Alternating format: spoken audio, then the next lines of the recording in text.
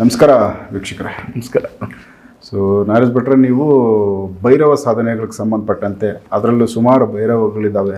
ಅವುಗಳಲ್ಲಿ ಒಂದೊಂದು ಕೂಡ ವಿಶೇಷವಾದ ಶಕ್ತಿ ಇರುತ್ತೆ. ಕೆಲವೊಂದು ಕೆಲಸಗಳಿಗೆ ಕೆಲವೊಂದು ಭೈರವಗಳನ್ನ ಆ ಶಕ್ತಿಗಳನ್ನ ಬಳಸ್ಕೊಂಡು ಪೂಜೆಗಳು ಮಾಡೋದಿದ್ದಾವೆ. ಇದರಲ್ಲಿ ನಮ್ಮ ವೀಕ್ಷಕರಿಗೂ ಕೂಡ ಅವ್ರ ಗಮನಕ್ಕೆ ಬರೋವಂಥ ಕೆಲವು ಭೈರವ ದೈವನ ಆ ದೇವರನ್ನು ಯಾವ ರೀತಿ ನಾವು ಬಳಸ್ಕೊಂಡು ಯಾವೆಲ್ಲ ಅನುಕೂಲಗಳು ಮಾಡ್ಕೋಬೋದು. ಸೊ ನೀವು ಆಲ್ರೆಡಿ ಇದಕ್ಕೆ ಬಿಫೋರು ಕಾಶಿಯಲ್ಲಿ ಭೈರವ ಇದ್ದಾರೆ, ಅವ್ರದ್ದೊಂದು ಕೈಗೆ ಇದಾಕಿದ್ದೀನಿ ಅಂತೆಲ್ಲ ಹೇಳಿ. ಸೊ ಇವೆಲ್ಲ ಒಂದು ಶಕ್ತಿ ನಿಮ್ಮ ಒಂದು ಕೆಲಸಕ್ಕೆ ಸಂಬಂಧಪಟ್ಟಂತೆ. ಬಟ್ ಇಲ್ಲಿ ಕೆಲವೊಂದಷ್ಟು ಭೈರವಗಳು, ಬೇರೆ ಬೇರೆ ಭೈರವಗಳು ಕೂಡ ಬೇರೆ ಬೇರೆ ಕೆಲಸಗಳಿಗೆ ಬಳಕೆ ಆಗ್ತಾ ಇದ್ದಾವೆ. ಸೊ ಇದ್ರ ಬಗ್ಗೆ ಒಂದಷ್ಟು ಇನ್ಫಾರ್ಮೇಷನ್ ಕೊಡಿ. ಅದರಲ್ಲಿ ನಮ್ಮ ವೀಕ್ಷಕರಿಗೆ ಅವರೇ ಏನಾದರೂ ಉಪಯೋಗ ಮಾಡ್ಕೊಳ್ಳೋ ಥರದ್ದು ಏನಾದ್ರು ವಿಚಾರ ಇದ್ದರೆ ಅವ್ರ ಗಮನಕ್ಕೆ ಬರಲಿ. ಖಂಡಿತ. ನಾವು ನಮ್ಮ ಸಿದ್ಧಿ ಸಾಧನೆಯಲ್ಲಿ ಒಂದು ಸಾಧನೆ ಈ ಭೈರವ ಸಾಧನೆ, ಅಷ್ಟಭೈರವ ಸಾಧನೆ ಅಂತ.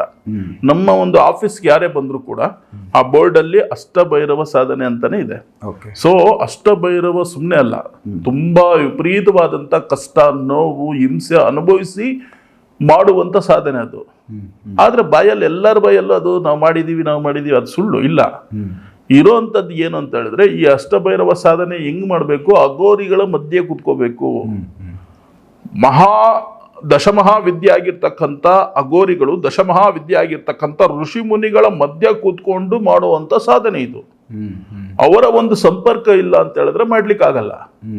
ಆಮೇಲೆ ಸ್ಮಶಾನದಲ್ಲಿ, ಸಮುದ್ರ ದಡದಲ್ಲಿ, ನದಿ ದಡದಲ್ಲಿ, ಖಾಲಿ ಪ್ರದೇಶ ಅಂತ ಹೇಳಿದ್ರೆ ಈ ಮಹಾರಾಷ್ಟ್ರ ಕಡೆ, ಈ ರಾಜಸ್ಥಾನ್ ಕಡೆ ಇದೆಯಲ್ಲ ಮರಳು ಪ್ರದೇಶ, ಆ ಮರಳು ಪ್ರದೇಶದಲ್ಲಿ ಕೂತ್ಕೋಬೇಕು. ಮರಳು ಬೀಳ್ತಾ ಇರುತ್ತೆ ನಮ್ಮ ಮೇಲೆ, ಫುಲ್ಲು ನಮ್ಮ ಮೇಲ್ವರೆಗೂ ಬರುತ್ತೆ, ಇಲ್ಲಿವರೆಗೂ ಬರುತ್ತೆ.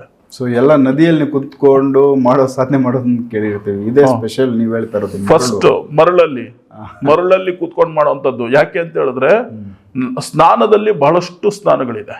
ಬರೀ ನಾವು ನೀರ್ ಹಾಕೊಂಡ್ ಕೂಡಲೇ ಸ್ನಾನ ಅಲ್ಲ. ಸೂರ್ಯನ ಕಿರಣ ಮುಂದೆ ಬಂದು ನಿಂತ್ಕೊಂಡ್ರು ಅದು ಸ್ನಾನ ಅಂತ ಹೇಳಿದ್ದಾರೆ ವೇದ ಉಪನಿಷತ್ಗಳಲ್ಲಿ. ಸೂರ್ಯ ಸ್ನಾನ, ಬೆಳಕಿನ ಸ್ನಾನ, ನೀರಿನ ಸ್ನಾನ. ಈ ನಮ್ಮ ದೇಹ ಏನಿದೆ ಇದು ಪಂಚಭೂತಗಳಿಂದ ಆಗಿರುವಂಥದ್ದು. ಹಾಗಾಗಿ ಪಂಚಭೂತಗಳ ಒಂದು ಶಕ್ತಿ ಇಲ್ಲ ಅಂತ ಹೇಳಿದ್ರೆ ಮನುಷ್ಯ ಇಲ್ಲ. ಮನುಷ್ಯನಿಗೆ ಈ ಪಂಚಭೂತಗಳ ಶಕ್ತಿ ಬೇಕೇ ಬೇಕು. ಫಾರಿನ್ ಕಂಟ್ರಿಗಳಲ್ಲಿ ಬೆಳಕಿಲ್ಲ ಅಂದ್ಬಿಟ್ಟು ಇಲ್ಲಿಗೆ ಬರ್ತಾರೆ, ನಮ್ಮ ದೇಶಕ್ಕೆ ಬರ್ತಾರೆ, ಒಳ್ಳೆ ಸೂರ್ಯನ ಬಿಸಿಲು ತಗೊಂಡು ಹೋಗೋಣ ಅಂತ. ಪಾಪ ಅವರು ಅಲ್ಲಿ 8-9 ತಿಂಗಳು ಒದ್ದಾಡಿ 3 ತಿಂಗಳು ಇಲ್ಲಿ ಇದ್ದೋಗ್ತಾರೆ. ಸೊ ಅಂತ ಒಂದು ಶಕ್ತಿ, ಬಿಸಿಲು ಅನ್ನೋದು ಪ್ರತಿಯೊಬ್ಬ ಮನುಷ್ಯನಿಗೆ ಬೇಕೇ ಬೇಕು. ಹಾಗಾಗಿ ಅದೇ ತರನೇ ನಮ್ಮ ಒಂದು 5 ಬೆರಳುಗಳು ಏನಿದೆ, ಅದೇ ತರ ಪಂಚಭೂತಗಳಿಗೆ ಸಂಕೇತ ಇದು ಅಂತ. ಈ ಕೈ ಇಲ್ಲ ಅಂತ ಹೇಳಿದ್ರೆ ನಮ್ಮ ಒಂದು ತಾಂತ್ರಿಕದಲ್ಲಿ ಇಲ್ವೇ ಇಲ್ಲ. ಕೈ ಇಲ್ದೇ ಇರೋಂಥವ್ರು ನೀವು ಯಾರನ್ನು ನೋಡಕ್ ಸಾಧ್ಯ ಇಲ್ಲ. ಯಾಕೆಂದ್ರೆ ಕೈಗಳು ಬಹಳ ಮುಖ್ಯ, ಕಾಲುಗಳು ಬಹಳ ಮುಖ್ಯ.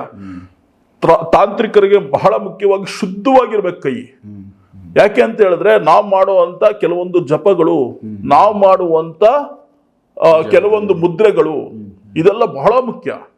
ಹಾಗಾಗಿ ಈ ದಶಮಹಾವಿದ್ಯೆಯಲ್ಲಿ ಬಹಳ ಒಂದು ವಿಶೇಷವಾದಂತ ಅದೇನಂತ ಹೇಳಿದ್ರೆ ಅಷ್ಟಭೈರವಿ ಮತ್ತೆ ಅಷ್ಟಭೈರವ.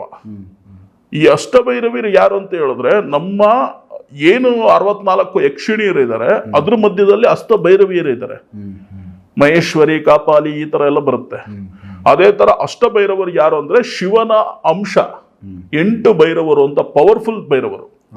ಅದರಲ್ಲಿ ಒಂದು ಯಾರು ಅಂತ ಹೇಳಿದ್ರೆ ಬಾಲಭೈರವ. ಆ ಬಾಲಭೈರವನ ನಿಜವಾದಂತ ಹೆಸರು ಬಟುಕ ಭೈರವ. ಆ ಬಟುಕ ಭೈರವ ಯಾರು ಅಂತ ಹೇಳಿದ್ರೆ, ಈ ಶಿವನಿಗೆ ತುಂಬಾ ಆಸೆ ಆಗುತ್ತೆ, ಒಂದು ದಿನ ಒಂದು ನನ್ನ ಕುರಿತು ಒಂದು ಜಪವನ್ನ ಮಾಡ್ತಾ ಇರ್ತಕ್ಕಂಥ ಪಾರ್ವತಿಯನ್ನ ನೋಡ್ಬೇಕು. ಆದ್ರೆ ಅದಕ್ಕಿನ್ನ ಸಮಯ ಕೂಡ ಬಂದಿಲ್ಲ. ಆದ್ರೆ ಒಂದು ಮಗುವಿನ ರೂಪದಲ್ಲಿ ಹೋಗೋಣ ಅಂತ ಭೈರವನ ಜೊತೆ ಮಾತಾಡಿ, ಅವನ ಸೃಷ್ಟಿ ಆಗಿರ್ತಕ್ಕಂಥ ಭೈರವನ ಜೊತೆ ಮಾತಾಡಿ ಒಂದು ಮಗುವಿನ ಶಕ್ತಿ ಭೈರವನಿಗೆ ಕೊಟ್ಟು ಬಟುಕ ಭೈರವ ಅಂತ ಆ ಮಗು ಹೋಗಿ ಪಾರ್ವತಿಯನ್ನು ನೋಡ್ಕೊಂಡ್ ಬರುತ್ತೆ. ಇದು ಶಿವನ ಭೈರವನ ಅಂಶ ಇದು. ಹಾಗಾಗಿ ಬಟುಕ ಭೈರವ ಅಂತ. ಈ ಬಟುಕ ಭೈರವ ಏನು ಅಂತ ಹೇಳಿದ್ರೆ, ಈ ಭೈರವನ ಅಷ್ಟಭೈರವನ ಒಂದು ನಾವು ಸಿದ್ಧಿ ಏನೇನ್ ಕೇಳಿದೀವಿ, ಏನೇನ್ ಆಗತ್ತೆ ಅಂತ, ಅದೇ ತರ ಈ ಭೈರವನಿಗೆ ವಿಶೇಷವಾದಂತ ನಗುಮುಖ. ಮಗು ಅಲ್ವಾ, 8-9 ವರ್ಷದ ಮಗು ಅದು. ಆ ಬಟುಕ ಭೈರವನ ಒಂದು ಸಿದ್ಧಿ ಸಾಧನೆಯಿಂದ ಏನೇನು ಆಗತ್ತೆ ಅಂತ ಹೇಳಿದ್ರೆ, ಮೊದಲನೇದಾಗಿ ಭಯ, ಆತಂಕ, ಹಳು, ಏನೇನು ನಮ್ಮಲ್ಲಿ ಇರ್ತಕ್ಕಂಥ ಒಂದು ಹಿಂಸೆ ಆಗುವಂತ ರೋಗಗಳಿದೆ ಅದು ನಿವಾರಣೆ ಆಗತ್ತೆ ಬಟುಕ ಭೈರವನಿಂದ. ಬಟುಕ ಭೈರವ ಸಾಧನೆ ಯಾರು ಮಾಡಬಹುದು? ಅಘೋರಿಗಳು, ನಮ್ಮಂತ ತಾಂತ್ರಿಕರು ಮಾಡಬಹುದು. ಯಾಕೆ ನಾವು ಮಾಡಕ್ಕಾಗಲ್ವಾ ಅಂತ ಜನ ಕೇಳ್ತಾರೆ. ನೀವು ಮಾಡ್ಬೋದು. ಅದು ಹೆಂಗೆ ಅಂತ ಹೇಳಿದ್ರೆ, ಮನೆಯಲ್ಲಿ ನೀವು ಓಂ ಭಂ ಬಟುಕ ಭೈರವಾಯ ನಮಃ ಇದನ್ನ ನಿರಂತರವಾಗಿ ಜಪ ಮಾಡಬೇಕು. ನಿರಂತರವಾಗಿ ಜಪ ಮಾಡ್ತಾ ಇದ್ರೆ 1,000 ಜಪ, 5,000 ಜಪ, 10,000 ಜಪ ಆಗೋಷ್ಟರಲ್ಲಿ ಏನಾದ್ರೂ ಒಂದು ವಿಸ್ಮಯ ನಡೆಯುತ್ತೆ. ಶುಗರ್ ಪೂರ್ತಿ ಹೈ ಇರೋದು ಲೋ ಆಗುತ್ತೆ, ಅಥವಾ BP ಕಂಟ್ರೋಲ್ ಬರುತ್ತೆ, ಒಳ್ಳೇದಾಗುತ್ತೆ, ಆರೋಗ್ಯ ಸರಿ ಹೋಗುತ್ತೆ, ಅಥವಾ ಯಾವ್ದಾದ್ರು ಮಾರಣಾಂತಿಕ ಒಂದು ರೋಗಗಳಿದ್ರು ಅದು ಕಂಟ್ರೋಲ್ ಬರುತ್ತೆ. ಕೆಲವು ಡಾಕ್ಟರ್ಗಳಿಂದ ಆಗದೆ ಇರುವಂತದ್ದು ಅವ್ರಿಗೆ ಅವರೇ ಸರಿ ಹೋಗ್ತಾರೆ. ಧನ್ವಂತರಿ ನಮ್ಮ ಕೈಗೆ ಬರ್ತಾನೆ. ಹಾಗೆ ಆ ತರ ಒಂದು ಇದಿದೆ. ಈಗಿನ ಕಾಲದಲ್ಲಿ ತುಂಬಾ ಜನ ಎದುರು ಬಿಡ್ತಾರೆ. ಏನಾದ್ರೂ ಒಂದು ರೋಗ ತಾಳಲಾರ್ದ ಒಂದಿದು. ನಮ್ಗೆ ಸುಮಾರು ಜನ ಫೋನ್ ಮಾಡ್ತಾರೆ. ಮಧ್ಯರಾತ್ರಿ ಫೋನ್ ಮಾಡಿದ್ರೆ ಮೊನ್ನೆ ಒಬ್ರು, ನನಗೆ ಈ ತರ ಒಂದು ಸಮಸ್ಯೆ ಇದೆ, ನಾನು ಯಾವಾಗ ಹೋಗ್ತೀನೋ ಗೊತ್ತಿಲ್ಲ. ಈ ತರ ಈ ಧನ್ವಂತರಿ ಒಂದು ಶ್ಲೋಕ ಹೇಳಿದ್ದಾರೆ, ಅಜ್ಞಾನತೋ ಭಯ ದುಃಖ ರೋಗ ಮಹಾವಿಷಾನಿ ಅಂತ. ಇದು ನಮ್ಮ ಯಾವುದೋ ಒಂದು ಮುಂಚಿನ ಒಂದು ಎಪಿಸೋಡ್ ಅಲ್ಲಿ ವಿಷ್ಣುವರ್ಧನ್ ಸರ್ ಒಂದು ಈ ಮಾತನ್ನ, ಈ ಮಂತ್ರವನ್ನ ಹೇಳಿದ್ದಾರೆ. ಇದು ಸಂಸ್ಕೃತದಲ್ಲಿ ವೇದಗಳಲ್ಲಿ ಗ್ರಂಥದಲ್ಲಿ ಇದೆ. ಇದು ಅಜ್ಞಾನತೋ ಭಯ ದುಃಖ ರೋಗ ಮಹಾವಿಷಾನಿ. ಏನರ್ಥ? ನಮ್ಮ ಅಜ್ಞಾನದಿಂದ ಭಯ ಆಗುತ್ತೆ, ಭಯದಿಂದ ದುಃಖ, ದುಃಖದಿಂದ ರೋಗ, ರೋಗದಿಂದ ಮತ್ತೆ ವಿಪರೀತವಾದಂತ ಭಯ, ಇನ್ನು ನಾನು ಸಾಯ್ತೀನೋ ಏನೋ ಅಂತ. ಡಾಕ್ಟರ್ಗೆ ಸಪೋರ್ಟ್ ನಾವು ಕೊಟ್ಟಿಲ್ಲ ಅಂದ್ರೆ ಪೂರ್ತಿ ಒಂದು ಏನು ಆ ರೋಗ ಇದೆ ಪೂರ್ತಿ ಮೈಯೆಲ್ಲ ಆವಡಿಸ್ಕೊಂಡು ಅದೇ ರೋಗ, ಮಹಾವಿಷಾನಿ, ಮೃತ್ಯು. ಈ ತರ ನಾವು ಏನು ಅಂತ ಹೇಳಿದ್ರೆ, ಕೆಲವೊಂದು ಶಕ್ತಿಗಳಿದೆ. ಆ ಕೆಲವೊಂದು ಶಕ್ತಿಗಳ ಹಿಂದೆ ಹೋಗ್ಬೇಕೇ ಹೊರತು ಯಾರನ್ನ ನಂಬ್ಕೊಂಡು ಯಾವುದೋ ಒಂದು ಪೂಜೆ, ಯಾವುದೋ ಒಂದು ಹೋಮದಿಂದ ಏನೂ ಆಗಲ್ಲ. ಕೆಲವೊಂದು ನಾವೇ ಮಾಡ್ಕೊಳ್ಳುವಂತ ಒಂದು ಪ್ರಯೋಗಗಳು ಇರುತ್ತೆ. ಅದರಲ್ಲಿ ಒಂದಾದಂತ ಬಟುಕ ಭೈರವ ಸಾಧನೆ. ಇದನ್ನ ನಿರಂತರವಾಗಿ ಯಾರು ಬೇಕಾದ್ರೂ ಮಾಡ್ಬೋದು. ಇಂಥ ವಯಸ್ಸವರೇ ಮಾಡ್ಬೇಕು ಅಂತ ಇಲ್ಲ. ವಯಸ್ಸಾಗಿರ್ತಕ್ಕಂಥವ್ರು 90 ವರ್ಷದವರು ಕೂಡ ಇದನ್ನ ಮಾಡ್ಬೋದು. ಸ್ಪಷ್ಟವಾಗಿ ಮಾತಾಡೋರು ಈ ಬಟುಕ ಭೈರವನ ಸಾಧನೆ ಮಾಡುವಂಥದ್ದು. ಇದಕ್ಕೆ ಯಾವುದೇ ರೀತಿಯಾದಂಥ ಪೂಜೆ ಸಾಮಗ್ರಿಗಳು ಏನು ಬೇಕಾಗಿಲ್ಲ. ಒಂದು ಯಾವ್ದಾದ್ರು ಒಂದು ಮಗುವಿನ ಚಿತ್ರ, ಅಥವಾ ಒಂದು ನಾವು ಎಲ್ಲ ಕೆಲವೊಂದು ಪ್ರಯೋಗದಲ್ಲಿ ಮಾಡ್ಕೊಳ್ತೀವಿ. ಈ ಅಕ್ಕಿ ಹಿಟ್ಟು, ಮೈದಾ ಹಿಟ್ಟಲ್ಲಿ ಮಗುವಿನ ಒಂದು ಚಿತ್ರ ಬಿಡಿಸ್ಕೊಳ್ತೀವಿ ನಮ್ಮ ಪ್ರಯೋಗಕ್ಕೆ. ಅದೇ ತರ ಇವರು ಬೇಕು ಅಂತ ಹೇಳಿದ್ರೆ ಜನ ಮನೆಯಲ್ಲಿ ಒಂದು ತಟ್ಟೆಯಲ್ಲಿ ಒಂದು ಚಿಕ್ಕದಾಗಿ ಮಗುವಿನ ಒಂದು ಚಿತ್ರ ಬಿಡಿಸಿ ಅದಕ್ಕೆ ಪುಷ್ಪ ಅಕ್ಷತೆಗಳಿಂದ ಪೂಜೆ ಮಾಡಿ, ಅರ್ಷ್ಟ ಕುಂಕುಮದಿಂದ ಅಷ್ಟೋತ್ತರಗಳನ್ನ ಮಾಡಿ, ಬಟುಕ ಭೈರವನ ನಿರಂತರವಾದಂತ ಒಂದು ಜಪ ಮಾಡ್ಕೊಂಡು ಹೋದ್ರೆ ಅತಿ ಶೀಘ್ರವಾಗಿ ಒಲಿಯುವಂತ ಒಂದು ಶಕ್ತಿ. ಆಮೇಲೆ ಅದರಲ್ಲಿ ಯಾವುದೇ ಒಂದು ಕೆಟ್ಟದು ಅನ್ನೋದಿಲ್ಲ. ಯಾವ್ದಾದ್ರು ಒಂದು ಕೆಟ್ಟದಾದಂತ ಮಾಟ, ಮಂತ್ರ, ತಂತ್ರ ಇದ್ರೆ ಅದು ಪರಿಹಾರ ಆಗತ್ತೆ. ಮನೆಯಲ್ಲಿ ಅತ್ತೆ ಸೊಸೆ ಸಿಕ್ಕಾಪಡೆ ಜಗಳ ಆಡ್ತಾ ಇರ್ತಾರೆ. ಈ ಕೇಸಸ್ ನಮ್ಗೆ ಸಿಕ್ಕಾಪಡೆ ಬರುತ್ತೆ. ಈ ಒಂದು 3 ತಿಂಗಳಿಂದ ನಮ್ಗೆ ತುಂಬಾ ಇದು ಈ ಕಂಪ್ಲೇಂಟ್ಸ್ಗಳು ತುಂಬಾ. ಸೊ ಹಾಗಾಗಿ ಇದನ್ನ ಪರಿಹಾರ ಆಗತ್ತೆ. ಈ ಒಂದು ನಮ್ಮ ಮಾಧ್ಯಮದಲ್ಲಿ, ಸ್ವದೇಶ್ ಮೀಡಿಯಾದಲ್ಲಿ ಇದೇ ಹೇಳ್ಬೇಕು ಅಂತ ಬಂದಿದ್ದು. ಇದೇ ವಿಷಯ ಹೇಳ್ಬೇಕು. ನೀವು ಎಲ್ಲದಕ್ಕೂ ನೀವು ಫೋನ್ ಮಾಡೋದು ಬೇಡ. ಈ ಬಟುಕ ಭೈರವ ಸಾಧನೆ ಮಾಡಿ. ಅತ್ತೆ ಏನು ಲೇಡೀಸ್ ಎಲ್ಲರೂ ಮಾಡ್ಬೋದು. ಮಗು ಅಲ್ವಾ, ಮಗುವಿನ ಒಂದು ರೂಪದಲ್ಲಿ ಇರ್ತಕ್ಕಂಥ ಭೈರವ ಆದ್ರಿಂದ ಎಲ್ಲರೂ ಮಾಡ್ಬೋದು. ಮತ್ತೆ ಯಾವುದೇ ಒಂದು ಪ್ರದೇಶದಲ್ಲಿ ಬೇಕಾದ್ರೂ ಮಾಡ್ಬೋದು. ಯಾಕೆಂದ್ರೆ ಭೈರವನಿಗೆ ಮಾತ್ರ ಇಂಥ ದಿಕ್ಕು ಅನ್ನೋದಿಲ್ಲ, ಇಂಥ ಸಮಯ ಅನ್ನೋದಿಲ್ಲ. ಯಾಕೆಂದ್ರೆ ಅವನು ಕಾಲವನ್ನ ಇಟ್ಕೊಂಡಿರ್ತ ಕಾಲಭೈರವ. ಅವನು ಕೈಯಲ್ಲಿ ಹಿಡಿದಂತ ಕಾಲಭೈರವ, ಕಪಾಲವನ್ನು ಹಿಡಿದಂತ ಕಾಲಭೈರವ. ಹಾಗಾಗಿ ಒಂದು ಸಮಯ ಅನ್ನೋದಿರಲ್ಲ. ರಾವು ಕಾಲ, ಗುಳಿಕ ಕಾಲ, ಯಮಗಂಡ ಕಾಲ, ಯಾವ ಕಾಲದಲ್ಲಿ ಬೇಕಾದ್ರೂ ಮಾಡ್ಬೋದು, ಯಾವ ಸಮಯದಲ್ಲಿ ಮಾಡ್ಬೋದು ಅಂತ ಶಿವನ ಒಂದು ಆಜ್ಞೆ ಆಗಿದೆ. ಅದೇ ತರ ನೋಡಿ, ನಮ್ಮ ಸಂಪೂರ್ಣವಾದಂತ ಭರತಖಂಡ ಏನು ನಾವು ಪ್ರಪಂಚ ಅಂತ ಕರಿತೀವಿ, ಪ್ರಪಂಚವನ್ನ ಪರಿಪಾಲನೆ ಮಾಡ್ತಾ ಇರ್ತಕ್ಕಂಥವನು ಭೈರವ. ಅವನು 8 ಕಡೆ ಇದ್ದಾನೆ, ಅಷ್ಟ ಭೈರವ.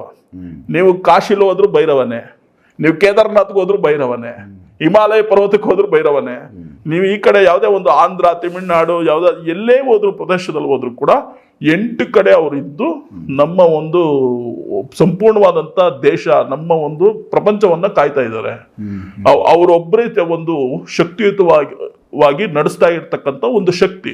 ಹಾಗಾಗಿ ಎಲ್ಲಾ ದೇವತೆಗಳ ಒಂದು ಮೊರೆ ಹೋಗೋಕ್ಕಿಂತ ನೀವು ಒಂದು ಶಾರ್ಟ್ ಕಟ್ ಅಲ್ಲಿ ಭೈರವನ ಒಂದು ಸಾಧನೆ ಮಾಡ್ಕೊಳ್ಳಿ. ಆ ಒಂದು ಮಂತ್ರದಲ್ಲಿ ನಿಮ್ಗೆ ವಿಶೇಷವಾದಂತ ಒಂದು ಶಕ್ತಿ ಸಿಗುತ್ತೆ. ಯಾಕೆ ಅಂತ ಹೇಳಿದ್ರೆ ಕೆಲವೊಂದು ತಪ್ಪುಗಳು ಹೇಳ್ಬಿಡ್ತಾರೆ, ಕೆಲವೊಂದು ಮಂತ್ರಗಳಲ್ಲಿ ತಪ್ಪು ಮಾಡ್ತಾರೆ, ಕೆಲವೊಂದು ಸಿದ್ಧಿ ಸಾಧನೆಗಳಲ್ಲಿ ತಪ್ಪು ಮಾಡ್ಬಿಟ್ಟು ಕೊನೆಗೆ ಏನು ಆಗಿಲ್ಲ ಗುರುಗಳೇ ಅಂತಾರೆ. ಹಾಗಾಗಿ ಆ ತಪ್ಪುಗಳನ್ನ ಮಾಡುವಂತ ಒಂದು ಸಮಯದಲ್ಲಿ ಕೂಡ ನಿಮಗೆ ಬೇರೆ ಒಂದು ಶಕ್ತಿಗಳಿಂದ ಸಮಸ್ಯೆ ಆಗ್ಬೋದು. ಬಟುಕ ಭೈರವನಿಂದ ಯಾವುದೇ ಸಮಸ್ಯೆಗಳು ಆಗೋದಿಲ್ಲ. ಬಟುಕ ಭೈರವನ ಒಂದು ಮಂತ್ರಗಳು ಕೂಡ ಬಹಳ ಈಸಿ ಆಗಿದೆ. ಓಂ ಬಂ ಬಟಕ ಭೈರವ ಆ ಬಂ ಅನ್ನೋಂತ ಒಂದು ಶಕ್ತಿ ಇದೆಯಲ್ಲ, ಈ ಮಂತ್ರ ಅಗೋರಿಗಳು ಮಾತ್ರ ಹೇಳ್ಬೇಕು ಅನ್ನೋಂಥದ್ದು ಇರ್ತು. ಆದ್ರೆ ಯಾರು ಬೇಕಾದ್ರೂ ಇದನ್ನ ಹೇಳ್ಬಹುದು ಅನ್ನೋಂಥದ್ದು ಒಂದು ಗುರುಗಳಿಂದ ಒಂದು ಆಗಿರೋದ್ರಿಂದ, ಆದೇಶ ಆಗಿರೋದ್ರಿಂದ ಇದನ್ನ ಯಾರು ಬೇಕಾದ್ರೂ ಬಂ ಅನ್ನೋಂಥ ಒಂದು ಆ ಒಂದು ಶಬ್ದದಲ್ಲಿ ಬಹಳ ವಿಶೇಷವಾದಂತ ಶಕ್ತಿ ಇದೆ. ಅದು ಹೋಗಿ ಬ್ರಹ್ಮನಿಗೆ ತಲುಪುತ್ತೆ. ಬ್ರಹ್ಮ ಅನ್ನುವಂಥದ್ದು. ಈ ಜಾಗಟೆ ಶಬ್ದ ನೋಡಿ, ನೀವು ಗಂಟೆ ಹೊಡೆದ್ರೆ ಎಲ್ಲ ಇಲ್ಲ, ಜಾಗಟೆ ಹೊಡೆದ್ರೆ ಬಮ್ ಅನ್ನತ್ತದು. ಅದು ಬ್ರಹ್ಮನ ಒಂದು ಸಂಕೇತ, ಅದು ಅವನಿಗೆ ಕರೀತಾ ಇದ್ದಾರೆ ಅಂತ. ಅದೇ ತರ ಈ ಭೈರವನಿಗೆ ಅವನ ಒಂದು ಈಸಿಯಾಗಿ ಆ ಒಂದು ಸ್ವಾಮಿಯ ಒಂದು ದರ್ಶನ, ಇನ್ನೊಂದು ಮಾಡಿರ್ತಕ್ಕಂಥದ್ದು ಸಾರ್ಥಕತೆ ಆಗಿದ್ಯಾ, ಹೇಳಿರೋಂತ ಒಂದು ಜಪ ಆಗಿದ್ಯಾ ಅಂತ ಹೇಳಿದ್ರೆ ಒಂದು ಮಗು ನಮ್ಮ ಕನಸಲ್ಲಿ ಕಾಣಿಸುತ್ತೆ. ಒಂದು ಮಗು ನಮ್ಮ ಕನಸಿನಲ್ಲಿ ಬಂದು ಅದು ಸಂಪೂರ್ಣವಾಗಿ ಮನಸ್ಪೂರ್ವಕವಾಗಿ ನಗುತ್ತೆ. ಅಲ್ಲಿ ಸಾರ್ಥಕತೆ ಆಗಿದೆ, ಸಿದ್ಧಿ ಸಾಧನೆ ಆಗಿದೆ ಅಂತ. ಅಲ್ಲಿಂದ ಅದು ಯಾರು ಮಾಡಿದ್ದಾರೆ ಅವರು ಸಂಪೂರ್ಣವಾಗಿ ಎಷ್ಟೇ ಕೋಪದಲ್ಲಿರ್ಲಿ ಅವ್ರು ನಗುಮುಖ ಬರುತ್ತೆ, ಅವ್ರಿಗೆ ಸ್ಮೈಲಿ ಇರ್ತಾರೆ, ಯಾವಾಗ್ಲೂ ಖುಷಿಯಾಗಿರ್ತಾರೆ. ಅವರು ಮತ್ತೆ ಮನೆಯಲ್ಲಿ ಅವರ ಅತ್ತೆ ಏನು ಸೊಸೆ ಇದ್ದಾರೆ ಅವರು ತಾಯಿ ಮಗಳ ತರ ಆಗ್ತಾರೆ. ಅದೇ ತರ ಏನು ಅಳಿಯ ಇರ್ಬೋದು, ಮಾವ ಇರ್ಬೋದು, ಯಾವುದೇ ಒಂದು ಸಂಬಂಧ ಇದ್ರು ಕೂಡ ಅವ್ರು ಇನ್ನಷ್ಟು ಹತ್ರ ಆಗ್ತಾರೆ. ಸಂಬಂಧಗಳು ಇಲ್ಲಿ ಬೆಳ್ಕೊಳುತ್ತೆ. ಇದ್ರ ಜೊತೆಗೆ ಏನು ನಾವ್ ಹೇಳೋದು ಅಂತ ಹೇಳಿದ್ರೆ, ಈ ತರ ಬಟುಕ ಭೈರವನ ಒಂದು ಸಿದ್ಧಿಗೆ ಕೇಳ್ಬೋದು, ಇದಕ್ಕೆ ದೀಕ್ಷೆ ಇಲ್ವಾ? ಇದಕ್ಕೂ ದೀಕ್ಷೆ ಅನ್ನೋಂಥದ್ದು ಬೇಕೇ ಬೇಕು ಅನ್ನೋಂಥದ್ದೇನಿಲ್ಲ. ಬೇಕು ಅಂದ್ರೆ ಉಚಿತವಾಗಿ ಬರ್ಬೋದು ನಮ್ಮ ಹತ್ರ. ದೀಕ್ಷೆ ಇದಕ್ಕೆ ಕೊಡ್ತೀರಾ ನೀವು? ಖಂಡಿತವಾಗ್ಲೂ ಬಟುಕ ಭೈರವನ ದೀಕ್ಷೆಯನ್ನ ಕೊಡ್ತೀವಿ. ಅದು ಉಚಿತವಾಗಿ ನಮ್ಮ ಹತ್ರ ತಗೋಬಹುದು. ನಮ್ದು ಇವಾಗ ಹೊಸದಾಗಿ ಈ ಒಂದು ಇದರಲ್ಲಿ ನಿಮ್ಗೆ ಹೇಳ್ತೀವಿ, ಇಲ್ಲಿವರೆಗೂ ಹೇಳಿಲ್ಲ. ಬನಶಂಕರಿ ಹೊಸಕೆರಹಳ್ಳಿ ಅಂತ ಅಲ್ಲಿ ನಮ್ಮ ಹೊಸ ಒಂದು ಆಫೀಸ್ ಓಪನ್ ಆಗ್ತಾ ಇದೆ. ತುಂಬಾ ವಿಶೇಷವಾಗಿ ದೊಡ್ಡದಾಗಿ ನಾವು ಅದೊಂದು ಕಚೇರಿ ಮಾಡ್ತಾ ಇದ್ದೀವಿ. ಈ ಬರೋ ತಿಂಗಳು 15ನೇ ತಾರೀಕು ಒಳಗಡೆ ಅದು ಓಪನ್ ಆಗುತ್ತೆ. ಸೊ ಹಾಗಾಗಿ ಅಲ್ಲಿ ಏನಂತ ಹೇಳಿದ್ರೆ ಆದಷ್ಟು ಸ್ವಲ್ಪ ಒಂದು ಸೇವೆ ಮಾಡೋಣ ಜನಗಳದ್ದು ಅನ್ನೋದು. ಈಗಾಗಲೇ ತಮಗೆ ಗೊತ್ತೇ ಇದೆ, ಸುಮಾರು ವರ್ಷಗಳಿಂದ ನಾವು ಕೇದಾರನಾಥ್ಗೆಲ್ಲ ಹೋಗುವಂಥದ್ದು, ಪೂಜೆ ಪುರಸ್ಕಾರ ಮಾಡಿ ಪ್ರಸಾದಗಳನ್ನೆಲ್ಲ ಕಳಿಸುವಂಥದ್ದು, ಕೊರಿಯರ್ ಇದೆಲ್ಲ ಮಾಡಿದ್ದೀವಿ. ಅದೇ ತರ ನಮ್ಮಲ್ಲಿ ಎಷ್ಟು ಸಾಧ್ಯವೋ ಅಷ್ಟರ ಮಟ್ಟಿಗೆ ಈ ಜನಗಳ ಸೇವೆ ಮಾಡೋಣ ಅನ್ನೋ ಕಾರಣಕ್ಕೆ ಕೆಲವೊಂದು ಸಿದ್ಧಿ ಸಾಧನೆ ದೀಕ್ಷೆಗಳನ್ನ ನಾವು ಉಚಿತವಾಗಿ ಕೊಡ್ತೀವಿ. ಈಗೇನಾಗುತ್ತೆ, ನಾವು ಕೇದಾರನಾಥ್ ಅಲ್ಲಿ ಅಥವಾ ಯಾವ್ದಾದ್ರು ಹಿಮಾಲಯ ಪರ್ವತಕ್ಕೆ ಹೋದಾಗ ಅಲ್ಲಿ ಆ ಗುರುಗಳಿಗೆ ಏನೋ ಕೊಡ್ಬೇಕಾಗತ್ತೆ, ಸಿದ್ಧಿ ಸಾಧಕರಿಗೆ ಅಥವಾ ಅಗೋರಿಗಳಿಗೆ ಏನಾದ್ರೂ ನಮ್ಮ ಕೈಯಲ್ಲಿ ನಮ್ಗೆ ಆದಷ್ಟು ಅವ್ರು ಕೇಳೋ ಅಷ್ಟು ನಾವು ಕೊಡ್ಬೇಕಾಗತ್ತೆ. ಹಾಗಾಗಿ ಅಲ್ಲಿ ಯಂತ್ರ ಬರ್ಸೋಂಥದ್ದೆಲ್ಲ ಇದೆಯಲ್ಲ, ಅದನ್ನ ನಾವು ಉಚಿತ ಮಾಡ್ಲಿಕ್ಕೆ ಆಗಲ್ಲ. ಆದ್ರೆ ನಮ್ಮಿಂದ ಏನಾಗತ್ತೆ, ದೀಕ್ಷೆ ಕೊಡ್ಬೋದು ಅಥವಾ ಇನ್ಯಾವುದಾದ್ರೂ ಒಂದು ಶಕ್ತಿನ ನಾವು ದಾರಿ ಎಳಿಬಹುದು, ಅಥವಾ ಇನ್ನೇನು ನಮ್ಮ ಕೈಯಿಂದ ಆಗತ್ತೆ ಅವರ ಮನೆಗೆ ವೀಕ್ಷಣೆ ಮಾಡಿ ಆ ಮನೆಯಲ್ಲಿರ್ತಕ್ಕಂಥ ಸಮಸ್ಯೆಗಳನ್ನ ದೂರ ಮಾಡಬಹುದು. ಆದಷ್ಟು ನಮ್ಮ ಕೈಯಲ್ಲಾದಂತ ಒಂದು ಸೇವೆಯನ್ನ ಮಾಡೋಣ ಅನ್ನೋ ಕಾರಣಕ್ಕೆ ಈ ಬಟುಕ ಭೈರವನ ಒಂದು ಸಾಧನೆ ಯಾರು ನಿಯಮ ನಿಷ್ಠೆಯಿಂದ ಮಾಡ್ತಾರೆ ಅವರಿಗೆ ಆ ಒಂದು ಸಾಧನಾ ದೀಕ್ಷೆಯನ್ನ ಉಚಿತವಾಗಿ ಕೊಟ್ಟು ಅವರು ಚೆನ್ನಾಗಿ ಖುಷಿಯಾಗಿ ನಗ್ನಗ್ತಾ ಇದ್ರೆ ನಮ್ಗೆ ಅಲ್ಲೇ ಫಲ ಸಿಗುತ್ತೆ. ಹಾಗಾಗಿ ಅದೊಂದು ಸಾಧನೆ ಬಹಳ ವಿಶೇಷವಾಗಿದೆ. ಆಲೋಚನೆ ಚೆನ್ನಾಗಿದೆ. ತುಂಬಾ ಜನ ಭೈರವ ಸಾಧನೆ ಮಾಡೋರು ಇಲ್ಲ ಭೈರವನ್ನ ಪೂಜೆ ಮಾಡೋರಿಗೆ ಇದು ತುಂಬಾ ಖುಷಿ ಕೊಡೋ ವಿಚಾರ.